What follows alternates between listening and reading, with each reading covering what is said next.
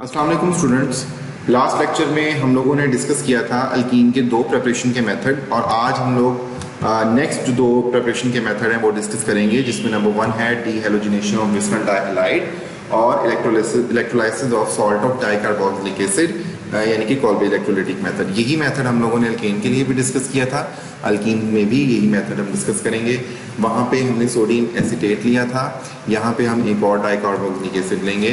तो सबसे पहले शुरू करते हैं G D halogenation of vicinal डाइहैलाइड से। तो सबसे पहले यहाँ पे देखें जी, वो कहता है जी vicinal dihalide have two halogens on adjacent carbon. Vicinal का मतलब है यहाँ पे एडजेसेंट, डाइहैलाइड यानी कि डाई का मतलब दो और हैलाइड का मतलब यहाँ पर आपके पास है हेलो ग्रुप। जब ये कहता है आपस में रिएक्ट करते हैं, किस तरह रिएक्ट करते हैं, वो कहता है two halogens on adjacent carbon atom, dehalogenation occur when dihalide is treated with zinc dust. जब आपके पास इस जिंक डस्ट के साथ ट्रीट किया जाता है, यहाँ पे आपके पास जिंक जो है वो बॉन्ड बनाता हुआ नजर आ रहा था, ये बेसिकली प्लस का साइन है जो कि मैंने करेक्ट कर दिया। तो वो कहता है यहाँ पे जिंक डस्ट के साथ ट्रीट करता है इन एनहाइड्रस सॉल्वेंट लाइक मेथनॉल और एसिटिक एसिड। या तो आप मेथनॉल ले सकते हैं और या फिर एसिटिक एसिड। मेथनॉल का फार्मूला होता है जी CH3OH और एसिटिक एसिड का फार्मूला होता है जी CH3COOH। तो आप दोनों में से कोई भी वो कहता है कि एज ए कैटलिस्ट इस्तेमाल कर सकते हैं। तो होगा किस तरह जी, होगा कुछ इस तरह से कि आपके पास वो कहता है कि ये जो जिंक है ये आपके पास रिएक्ट करेगा है इन हैलाइड ग्रुप के साथ। तो बेसिकली ये जो जिंक है ये इन हैलाइड ग्रुप के साथ रिएक्ट करेगा, एज यू कैन सी, और ये आपके पास बन जाएगा ZnCX2, यानी कि जिंक ब्रोमाइड बनेगा। ये जिंक हैलाइड बन सकता है, कोई भी आपके पास ब्रोमाइड है, क्लोराइड है या कोई भी। तो यहाँ पे क्या हो रहा है कि जी जिंक ने इन दो हेलो ग्रुप के साथ जो है वो बॉन्डिंग कर ली। चलेंगे नेक्स्ट क्या होगा। अब चूंकि यहाँ पे आपके पास एक बॉन्ड यहाँ से ब्रेक हुआ है, एक बॉन्ड यहाँ से ब्रेक हुआ है, अब आपके पास डेफिनेटली बॉन्ड्स की कमी हो गई है, तो वैलेंसी भी पूरी नहीं कर पा रहा कार्बन। तो carbon must develop a double bond with other carbon. तो एडजेसेंट कार्बन के साथ क्या होगा, ये कार्बन इस वाले कार्बन के साथ एक बॉन्ड डेवलप कर लेगा और ये आपके पास बन जाएगा डबल बॉन्ड, और इस तरह से बन गया अल्कीन। तो अल्कीन का ये हम लोगों ने पढ़ा third method of preparation, which is dehalogenation of vicinal dihalide. Vicinal dihalide का मतलब कि दो हेलोजन ग्रुप्स हैं, और कहाँ पाए जाते हैं वो आपके पास पाए जाते हैं एडजेसेंट कार्बन पे, यानी कि साथ साथ मौजूद कार्बन पे आपके पास जो है वो हेलो ग्रुप पाए जा रहे हैं। तो वो किसकी मौजूदगी में रिएक्शन कर रहे हैं, वो रिएक्शन कर रहे हैं जी एनहाइड्रस सॉल्वेंट, जिसमें आप मिथानॉल ले सकते हैं। हम लोगों ने मिथानॉल की मदद से किया, और एसिटिक एसिड भी लिया जा सकता है।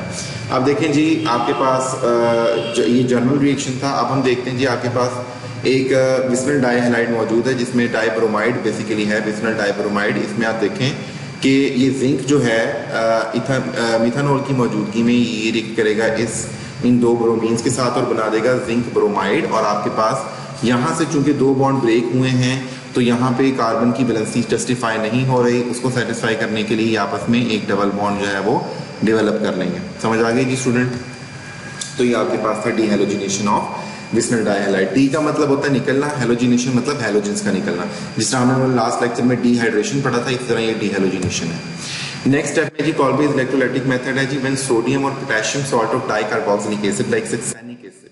अब यहाँ पर हम लोग सक्सेनिक एसिड को डिस्कस कर रहे हैं। सक्सेनिक एसिड जो होता है ये आपके पास, अगर यहाँ पे आपके पास हो सोडियम की जगह अगर मैं यहाँ पे हाइड्रोजन लगा दूं ना दोनों साइड पे, तो ये आपके पास सक्सेनिक एसिड बनेगा। ठीक है, यहाँ पे अगर मैं आपके पास दोनों तरफ जो है वो हाइड्रोजन लगा दूं तो ये सक्सेनिक एसिड बनेगा। But remember we are using the salt dicarboxylic acid, यानी कि हम सक्सेनिक एसिड का सॉल्ट यूज कर रहे हैं। और जो सॉल्ट है वो कहता है कि या तो वो सोडियम के साथ हो या फिर वो पोटाशियम के साथ हो। तो हमारा यहाँ पे जो सॉल्ट है ये सोडियम के साथ है, तो ये डाई सोडियम सक्सीनेट है। सोडियम का सॉल्ट है इसलिए ये सक्सीनेट है, डाई सोडियम सक्सीनेट। हाइड्रोजन को रिप्लेस करके दो सोडियम लगे हुए। चलिए जी समझ आ गई बात की। अब क्या होगा, आयनाइजेशन होगी। आयनाइजेशन होती है पानी की मौजूदगी में, हम लोग लाइसिस करवा रहे हैं बेसिकली, यानी कि हम इसका बॉन्ड तोड़वा रहे हैं। तो बॉन्ड किस तरह से ब्रेक होंगे जरा देखें जी। सबसे पहले तो आपके पास ये जो ये वाला बॉन्ड है ना, ये ब्रेक हो जाएगा। ठीक है, ये बॉन्ड ब्रेक हो जाएगा और आपके पास सोडियम जो है वो अलग हो जाएगा, और 2 सोडियम आपके पास जो है वो साइड पे आ जाएगा, और आपके पास बन जाएगा यहाँ पे सक्सीनेट आइन। ये सक्सीनेट आइन है या रेडिकल इसे आप बोलें, क्योंकि यहाँ पे आपके पास ऑड नंबर ऑफ इलेक्ट्रॉन्स मौजूद हैं। अब रिएक्शन कैसे होती है यहाँ पे आप लोग ना इसको इस तरह करेक्ट करें, ये सक्सीनेट आइन है बेसिकली। ठीक है, अच्छा जी, अब क्या होगा, अब हम लोग देखते हैं कि नेक्स्ट स्टेप में चूंकि आयनाइजेशन हुई है तो डेफिनेटली इलेक्ट्रिसिटी गुजारने की मदद से हुई है।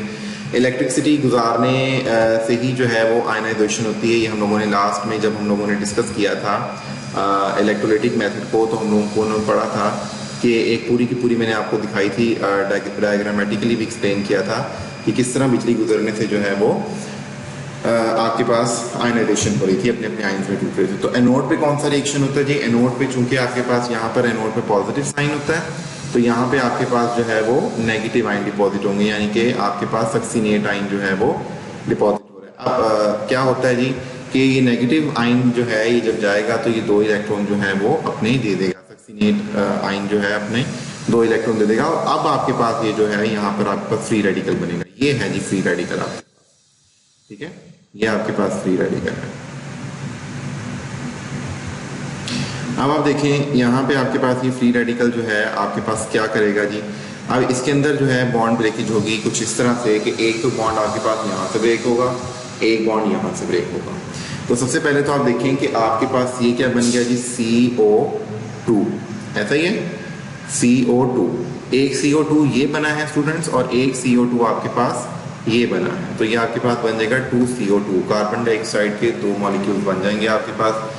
तो 2CO2 इस तरह से बनेगा। अब यहाँ से बॉन्ड ब्रेकेज हुई है तो डेफिनेटली कार्बन दूसरे कार्बन एडिशन कार्बन के साथ बॉन्ड डेवलप करेगा, which is a must thing, क्योंकि कार्बन ने अपनी जो बैलेंसी है उसको सेटिस्फाई करना होता है। तो यहाँ पे आपके पास जो है डबल बॉन्ड इस तरह से डेवलप हो जाएगा, क्योंकि ये जो 2 बॉन्ड हैं ये ब्रेक हो गए और आपके पास जो है इस तरह से अल्कीन बन जाएगा, यानी कि अब यहाँ पे इथीन बन गया आपके पास बेसिकली 2 कार्बन और 4 हाइड्रोजन, तो इथीन बन गया। कैथोड पे क्या रिएक्शन होगा जी? बड़ा सिंपल सा है, वाटर चूंकि पानी की मौजूदगी में रिएक्शन हो रहा था सोडियम सक्सीनेट का, तो जो 2 इलेक्ट्रॉन यहाँ से ये रिलीज किए थे आपके पास ये सक्सीनेट आयन ने, ये 2 इलेक्ट्रॉन जो हैं आपके पास क्या करेंगे कि इनको तोड़ देंगे, और आयनाइजेशन हो रही है चूंकि लाइसिस हो रहा है यानी कि ब्रेक डाउन हो रहा है, तो 2 हाइड्रोक्साइड आयन बनेंगे, 2 हाइड्रोजन आयन बन जाएंगे। अब ये जो सोडियम आपके पास बना था, अगर मैं आपको फर्स्ट स्लाइड दिखा सकूं, ये देखें फर्स्ट स्लाइड में हमने देखा था कि आपके पास 2 सोडियम के आयन बने थे, ऐसे ही था। ये 2 सोडियम के आयन इन हाइड्रोक्साइड आयन के साथ रिएक्ट करके जो है वो 2 सोडियम हाइड्रोक्साइड बनाएंगे। तो ये इस तरह से जो है वो आपके पास ये सारा रिएक्शन फुलफिल हो जाएगा। तो स्टूडेंट ये आज का हमारा लेक्चर था। आई होप आपको समझ आ रही थी, कोई प्रॉब्लम रिगार्डिंग दिस लेक्चर समझ ना आई हो तो you are free to ask, comment section में पूछें, चाहे आप व्हाट्सएप में मैसेज करें। तब तक अपना ख्याल रखें, अल्लाह हाफिज़।